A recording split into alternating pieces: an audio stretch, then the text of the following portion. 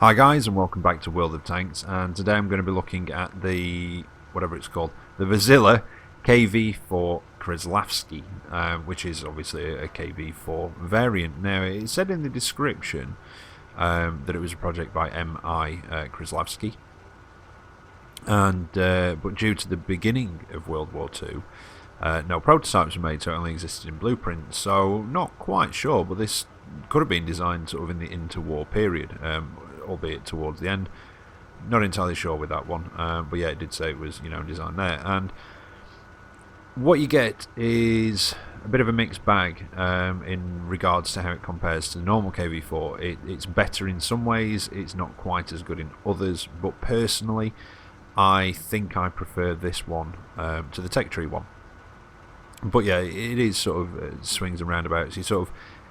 You've gained a little bit of hull armor here. You've lost a little bit there. You've gained a bit on your turret. You've lost a little bit, and like I say, the gun is almost identical. In fact, the only difference I can see with the gun, I think, is that it loses about half a round a minute in rate of fire. But other than that, I think it's exactly the same. Let me just have a check. 2.9.38. I think that it was the aiming time that I was a bit unsure about with it, but I think it's the same. Where's the normal KV? There we are. Yeah, a bit lost in here. As you can see from the name, 2.9.3. Yeah, so it's the same aiming time, just you lose a little bit of rate of fire. I think that's 5.83, and this is 5.3 something.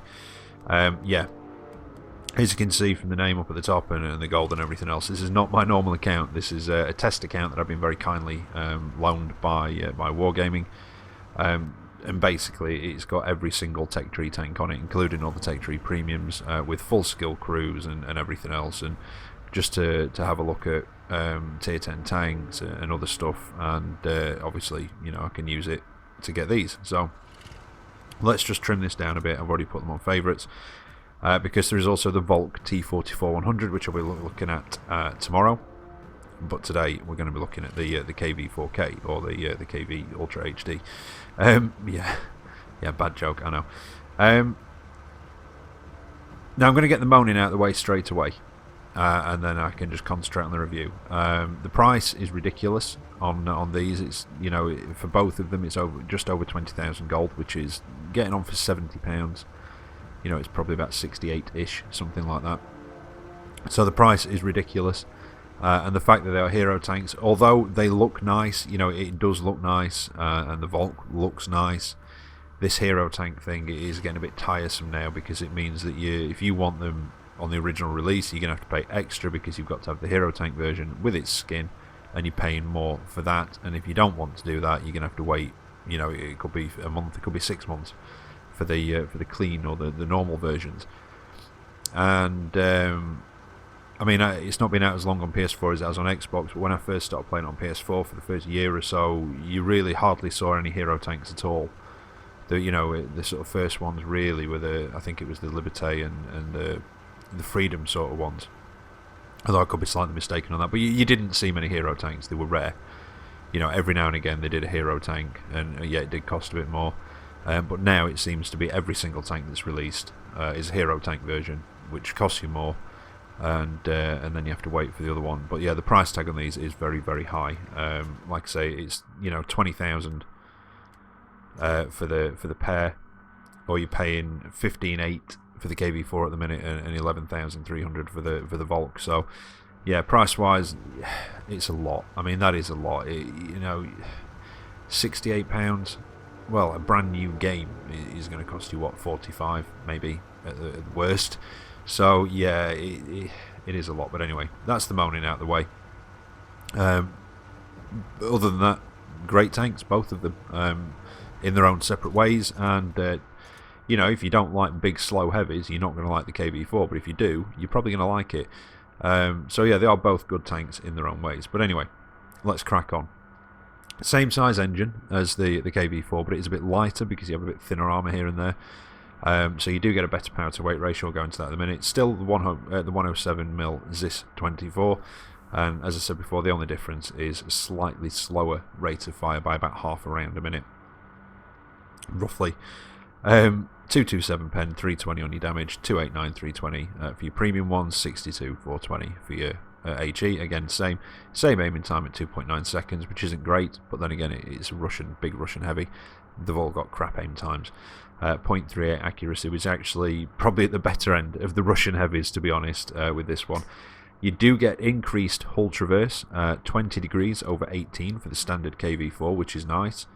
And the turret armour is slightly different. The KV-4, I think, is 180, 150, 120 or 125 on the rear, something like that, but I will check in a second.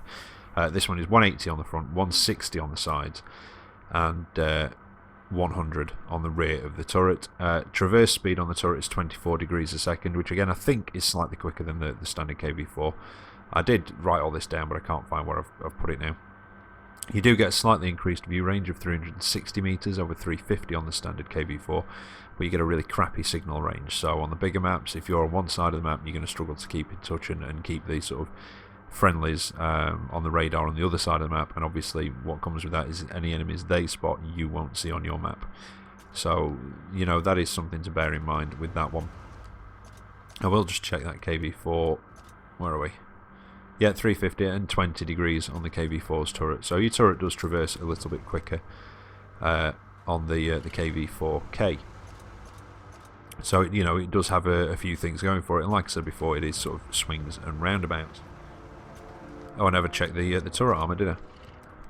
That's something I did forget. 180, 150, 140, so I was a bit under on the rear. So you get 10mm more on the side of the KV-4K's turret, but you get 40mm less on the rear of the turret, and the hull armour is also slightly thinner on the sides, and the armour profile is slightly different on it. But we'll look into that one in a minute. Supplies wise, well, change that. Same as the KV-4, it's same gun. You know, 1,010 for your standard rounds, 4,000 for your APCR, and 650 for your standard for your HE. Nearly threw myself off there. Equipment wise, I've gone for, well, as you can see, vertical stabilizer, gun rammer, and vents. Pretty standard sort of setup on one of these big heavies. There is an argument you could probably put coated optics on instead of the vents to try and improve your view range, but I don't know. I think I just prefer the vents. It just gives it a little bit more oomph on stuff. Skill wise, well, it's quite difficult because these crews have every skill on them, so that is a bit difficult, but you definitely want repairs, maybe track mechanic as well. You definitely want clutch braking. Off-road driving is a must as well. Maybe smooth ride because you're not overly quick, but that is arguable, I suppose. But I'd say to start off, obviously, Sixth Sense, repairs, Brothers in Arms, you know, always put that on your crew. Probably track mechanic, you will spend a lot of time tracked. Clutch braking, maybe, which one is it with the turret? I can't think what it is. But I can find it. Situational awareness, definitely, as I'm going through. I'm just sort of going through them and trying to remember because, like I say, you know, it is all the skills, so it is a bit difficult. Snapshot as well, maybe, but that'll be towards the back end. But your main ones want to be your repairs, Sixth Sense, Brothers in Arms, and clutch braking, I would have said, for those ones. Right. What else is there? It plays up to tier 10. Most of them do now, and understandable because it's pretty much the same as a standard KV-4, other than slight differences. One of the differences is the power to weight ratio, with it being lighter. The KV-4 is 11 point something. I think it's about 11.52-ish. And this one is 12.96. I've got to check. Oh, 11.25. I was close.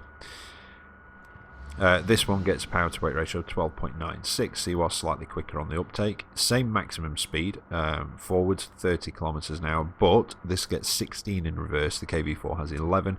15% chance of fire, and it's a bit bright with the Christmas garage, but you can just see where the engine components are there.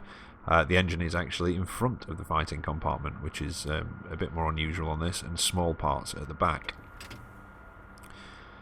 15 degrees of elevation, so not brilliant.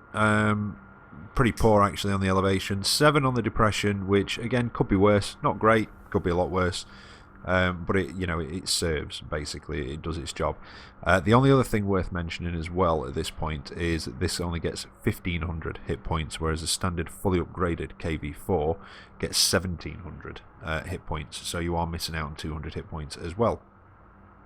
And even though this has got perma camo, The concealment is actually less than the normal KV-4, which is 0.07 while stationary, and I think it's something like 0.05 while on the move, whereas this is 0.06 and 0.04. So yeah, again, you are losing out slightly on some of these. Excuse me, just tried to clear my throat a little bit there off mic. What else have we got? Right, terrain resistances aren't bad. It's a big, heavy tank, so you don't expect them to be great. 1.4, 1.5 and 2.8. I do apologise I didn't compare that one to the KV-4. That is one thing I did forget.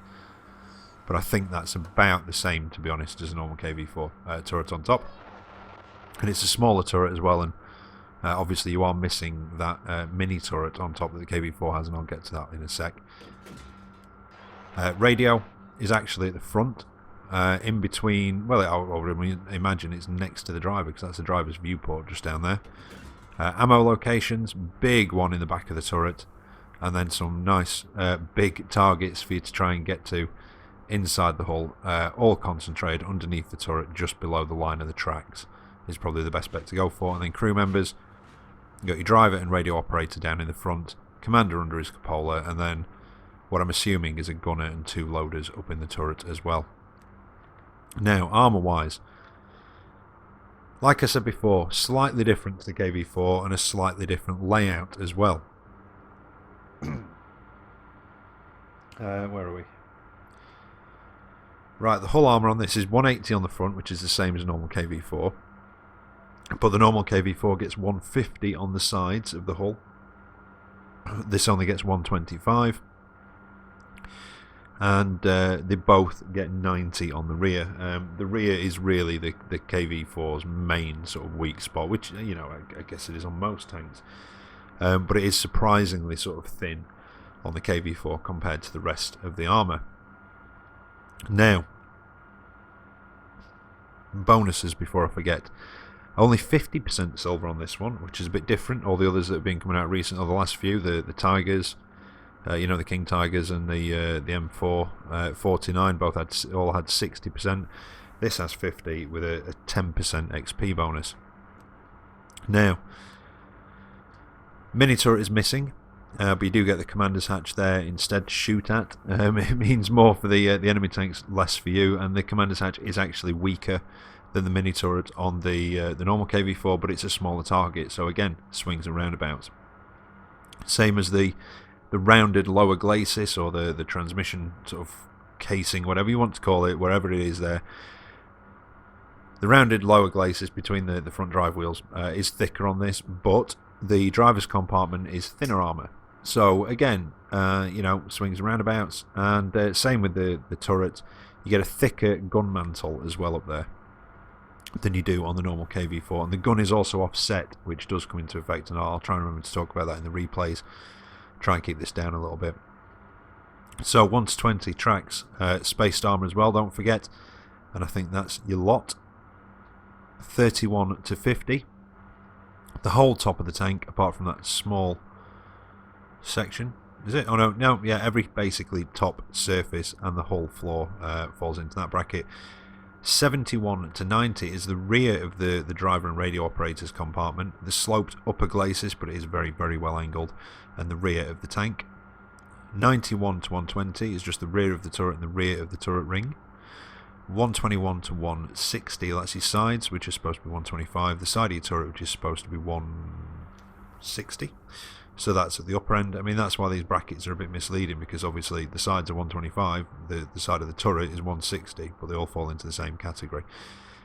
And the front and sides of the driver's compartment, as well as the sides of the gun mantle and the commander's hatch, on the KV-4, the mini turret is in this bracket. So that's your lower glacis, which I mentioned before.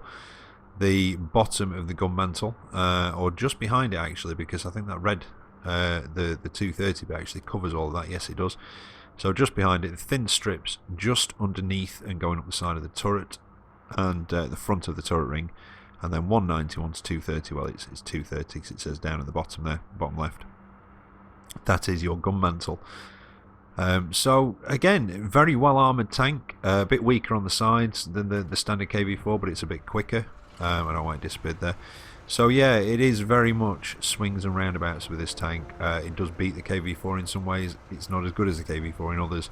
But personally, I think I prefer it. I just wish it was a bit cheaper, and maybe the plain version. Even though this does look really nice, the Hero Tank ones are more expensive. But anyway, let's get into the replays and see how it actually handles. Right, so here we are for the first of the replays. It's a tier 9 match, and it's on Razanai. Now, I've had a bit of a funny day in this today. I don't know if it's something to do with the test account, because of where it was, where it was created, or whether it's just the fact that there seems to be a lot of kids from the sort of European continent on holiday. I don't know why I said it like that, but yeah, European kids. Over here, they're all still at school, but there seems to be a lot of kids on today as well, which I've noticed. Whether that's had something to do with it, I don't know, but the signal's been a bit dodgy today.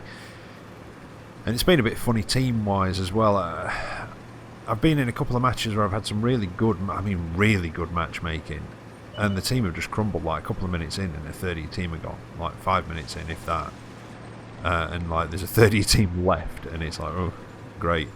So yeah, it's been a bit funny with the matchmaking, where, like I say, either the team's just crumbled, and I mean crumbled fast, and just being given such a beating, or it's been a high tier match, and I've survived it, but I've just done nothing. Shot at the stuff that I had the opportunity to. You know, I've had a couple of matches like that where I survived it and we won the match, but I only did about 1800 damage, and I shot at everything that I saw, hit most of it, and penned and what have you, but I just didn't have the opportunity to shoot at stuff, because I didn't see anything. So yeah, just a bit of a funny day. So I've used pretty much an average match here, an average sort of tier 9 match, just to show it a little bit. But the signal, like I say, has been a bit funny today. It's delayed a couple of my shots as well. I've taken shots, and one earlier I took a shot at a stationary T-49.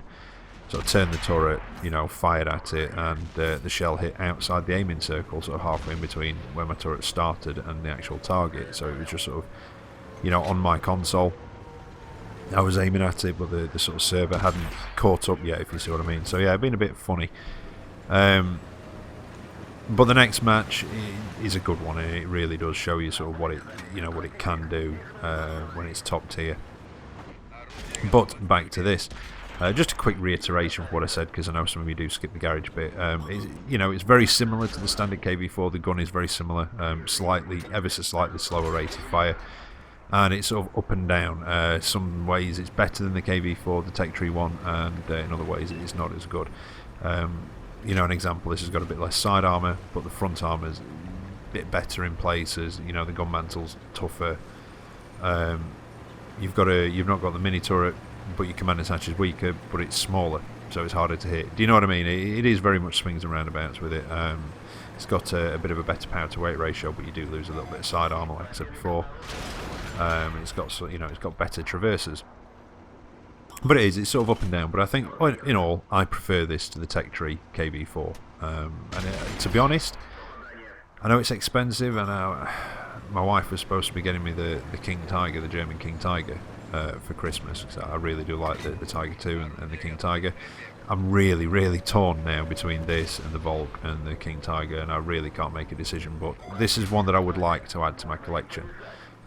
That's my personal opinion. If you're not into big slow heavies, or you're not into that sort of play style, you're not going to like this anyway. Just simple as that. If you do like that sort of thing, your big Russian slow heavies and stuff like that, I think you'll get on with this and you'll like it. Now, a couple of things worth mentioning. One is the gun is offset, so it's not in the centre of the turret. It's slightly over to the left, as you can see there, and doesn't mean a great deal. What it essentially means, that was unfortunate, I hit the tracks there.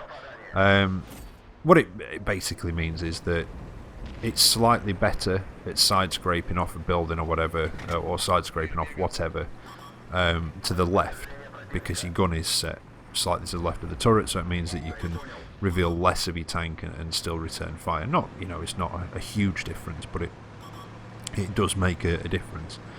For when you're side scraping off the left of something.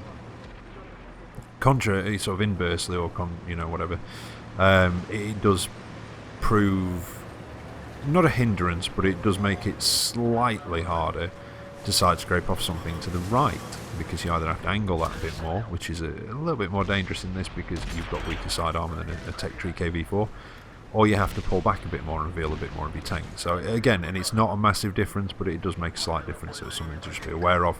Always try, you know, if you can, side scrape off to the left of something rather than the right. If not, just be a bit more careful with your angling. Also, side scraping off to the left of the building, because the gun is set to the left of the turret slightly, does hide a bit more of your commander's hatch, added bonus. The other thing is that when you're looking through your gun view, and everybody sort of calls these different things, like, you know, I call the one where you're just looking through your gun, you can actually see your barrel, your gun view. When you zoom in, I call that the sniper view. Other people call them both the sniper view, zoomed in and out. But anyway, regardless of that, not this view, but when it's the sort of zoomed out as much as you can, but you're sort of looking through your gun sight, the bush, the leaves, whatever you want to call it, on the end of the barrel do get in the way a bit. And in fact, in one match, I was shooting at a tank, and they completely blocked an enemy tank sat just to the side of it that was also shooting at me. And because of the minimap, it sort of, I couldn't quite see both, because they were that close together. I couldn't see both markers on the minimap.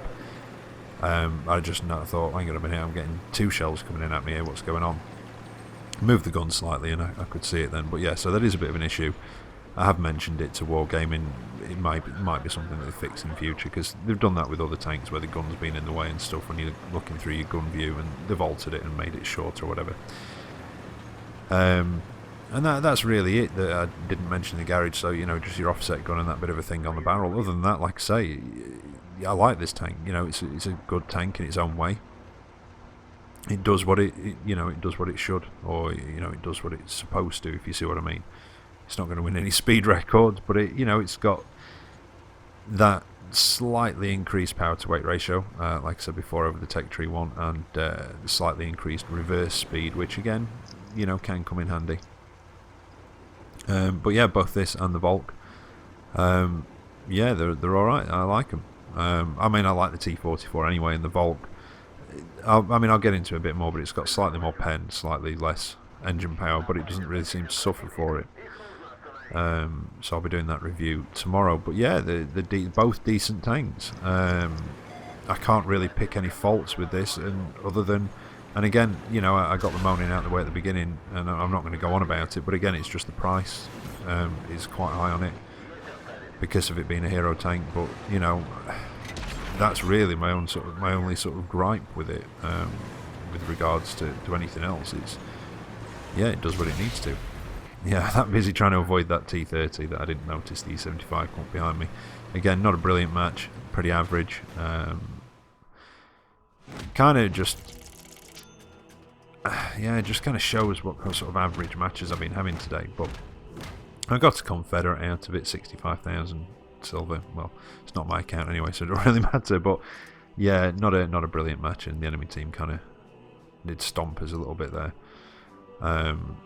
But yeah, I can't really, you know, with the tank itself, I can't really pick any faults with it at all. If you like the KV-4, I think you're going to enjoy this, because it's different enough. Obviously the gun is the same, like I said before, but, you know, the armor profile, the way it's sort of built, the turret, you know, etc., the traverses, the extra power to weight ratio, it is different enough. But yeah, I like it, I enjoy it.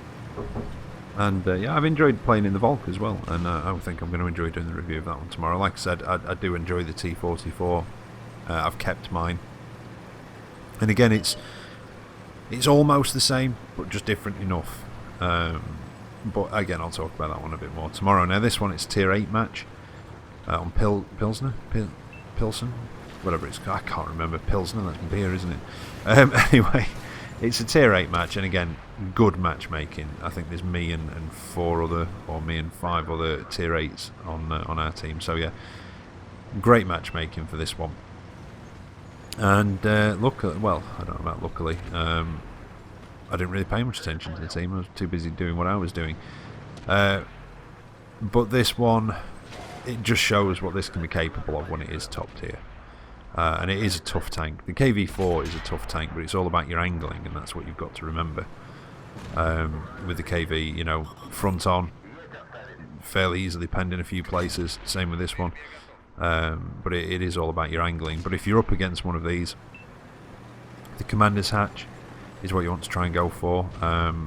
But the bit that you really want to try and go for, if you can see it, is that strip that you can just see it's raised up where the radio operator and the driver would sit. So where the driver's viewport is, that whole sort of box where it's sort of stuck up slightly at the front of the hull.